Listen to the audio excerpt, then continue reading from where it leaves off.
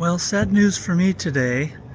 After a low temperature of about minus 15 overnight, it's maybe hard to see in this video, but I have a pressure crack all along the bottom of the windshield on the Pro. And I'll pull around on the other side and see if, yeah, it shows up a little better over here, I think. So I went out last night at home, and the truck was plugged in and charging, and I let it do a condition for about 15 minutes or so, and then came out to clean the windshield. And obviously, I didn't get all of the snow off. It had turned to ice, and apparently wedged down in there, and this has been a concern of mine because when I turn on the conditioning, and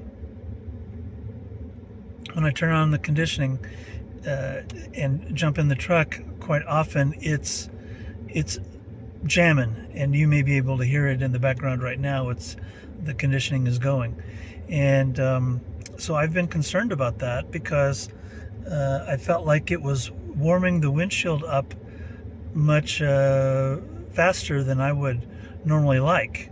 And so I've looked to see if I can change the settings, and I haven't been able to find a way to change the settings on the conditioning side. So anyway, I'm looking at a windshield replacement now. The first part of this video was shot on Tuesday morning, the 21st, and now I'm giving an update filmed on Friday, the 24th.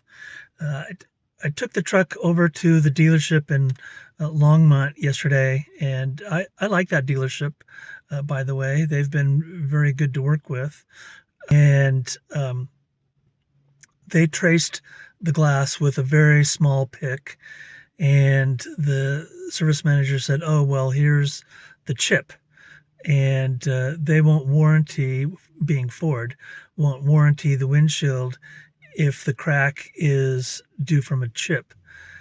And which is pretty fantastic because the two service techs that were with me, none of the three of us could find the chip just using our eyesight. We had to use this small pick to trace the crack, and the crack runs almost the entire width of the windshield.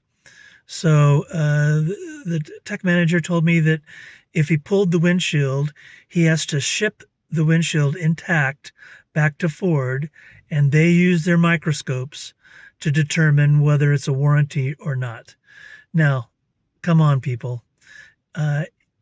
If you've been driving a truck anywhere in the U.S., probably anywhere in the world, for that matter, for 7 or 8 months, and you don't have any kind of pits in the windshield from dust blowing, you name it, then you've been driving in reverse for the entire 8 months.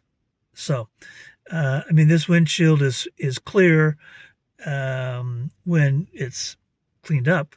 Obviously, been driving a lot of slush and mud lately, but still, if you can't trust your dealer to say, yeah, this was a crack due to uneven heating during the preconditioning cycle, then Ford, you've got problems.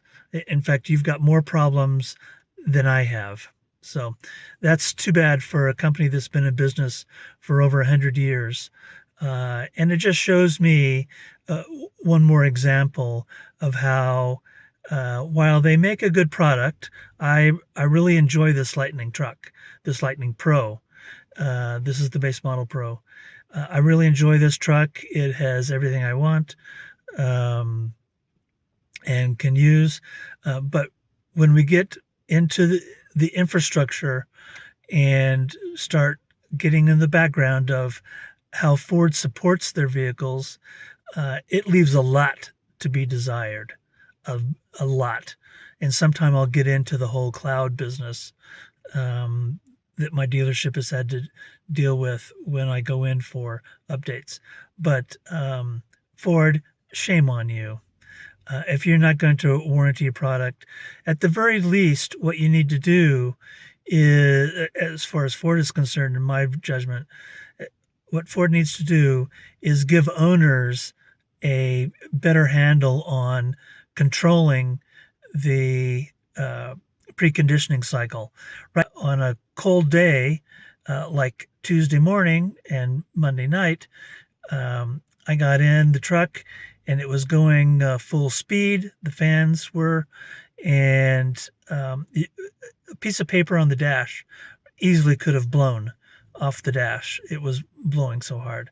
And then yesterday, mild temperatures, 35, 40 degrees. I did a precondition and I got in and I could barely hear the fans moving. So anyway, uh, it's like several of us on the forum suggested when I posted my initial comments about the windshield. Um, if we could control the preconditioning, none of us would turn our defrosters on, even on an ice truck. None of us would turn the defrosters on full blast with full heat when we're dealing with sub-zero temperatures. It just doesn't make any sense because the windshield is going to heat unevenly and lead to problems or potential problems anyway. But there's several things where the engineering and the software behind the certain modes of driving just does not make any sense for someone who drives the truck every day, day in and day out, whether using it for work or using it for pleasure. There's just certain things that, if you're an engineer at Ford, why? Why don't you drive the truck? They should give you one and let you drive it back and forth to work every day, all year long, and then you'll see that there's some things that you could do as an engineer to make the product even better than it is. And hopefully Ford will get its act together at some point on the infrastructure behind the truck. Thanks.